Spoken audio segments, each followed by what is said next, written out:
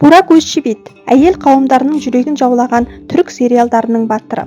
Түркия актері және моделі керемет ғасыр, қара махаббат сериалдары арқылы танымал актердің мен бүгін табысы, жеке өмірі және мансабы туралы ақпарат беретін болам. Бастамас бұрын каналға тіркеліп, лайк басып өтіңіздер. Бурак 1984 жылы 24 желтоқсанда Түркияның оңтүстігіндегі кішігірім қаласында Мерсинде дүниеге келген. Бурак деген жарқын деген мағынаны білдіреді. Әкесі Гүлтін Өзшерен қала тұрғындарына танымал ұлттық тағамдар әзірлейтін мейрамхананы басқарған. Ал анасы Джейхан Өзчивит үй шаруасындағы және Бурак пенен әпкесі Буржудың тәрбиесімен айналысқан екен. Бурак кішкентай кезінен өте тыныш бала болған және анасына көп қиындық тудырмаған. Ол күні бойы мультфильм көріп, өзінің ертегі кейіпкерлерінде елестеткен. Оған көбіне супер қаһармандар ұнаған. Бурак есейе келе спортқа жақын болып, бос уақытын барлығын жаттығу залында және футбол алаңында өткізген. Жасөспірім кезінде ол отбасымен бірге Стамбулға көшіп келеді. Дәл осыдан бастап өзінің жаңа қырларын аша түседі. Ол өзінің сымбатының, сырт келбетінің арқасында модель болуды шешкен. Осылайша ол мектеп бітіргеннен соң Стамбул университетінің өнер факультетіне оқуға түседі. Сонымен қатар белгілі модельдік агенттіктермен келісім шартқа отырады және көп ұзамай оның бет бейнесіне айналады. Бурактың сән индустриясындағы мансабы 2003 жылы басталады. Осылайша небәрі 17 жасында ол Түркияның ең әдемі адамы атанады.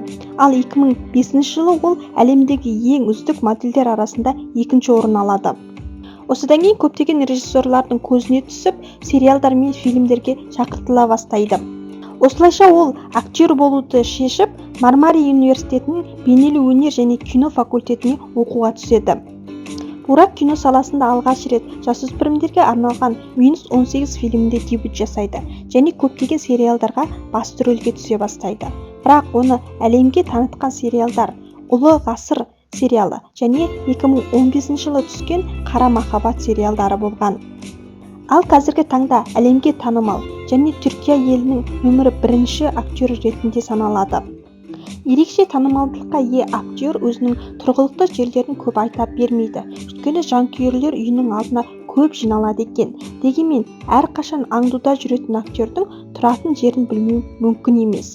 Актер қазіргі таңда әйелімен және баласымен Стамбулдың ең танымал және ең қымбат районы Бейкозеде тұрады. Танымал жұп бұл үйді жалдап тұрады екен. Айына 15.000 ақш долларын төлейді. Үй 4 этажда. Зәулім үйдің алдында бассейн және бақшасы бар. Үй европалық стилде жасалған, ағаштан және мрамордан жасалған екен.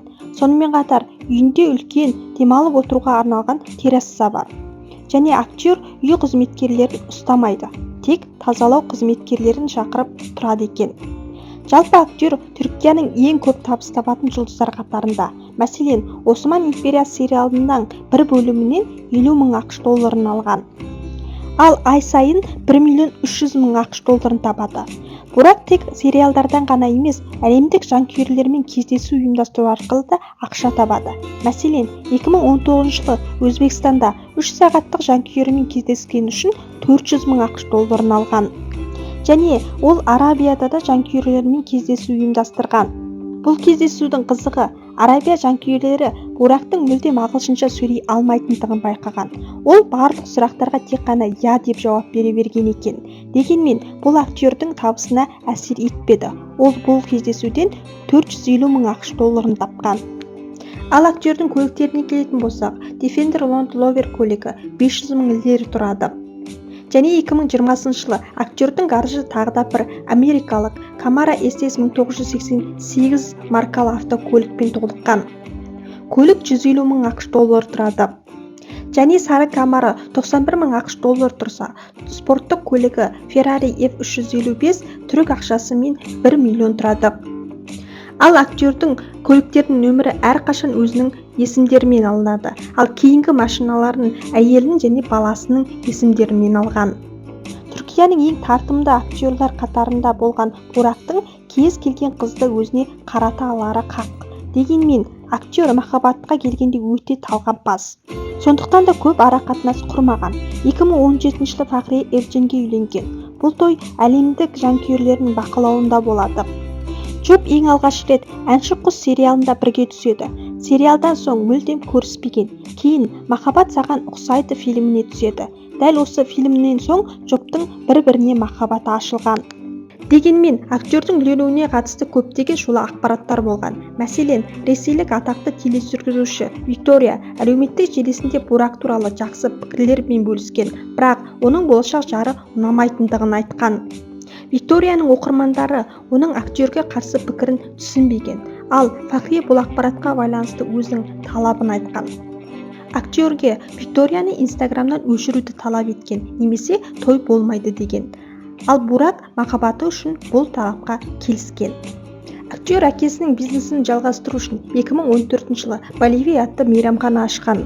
Бұл мейрамхананы Ұлы ғасыр сериалындағы рөлінің құрметіне осылай атаған екен. Ал актер футболды жақсы көретіндіктен футбол ойындарында көп көзге түседі. Сүйікті командасы Стамбулдық Фенербахче командасы.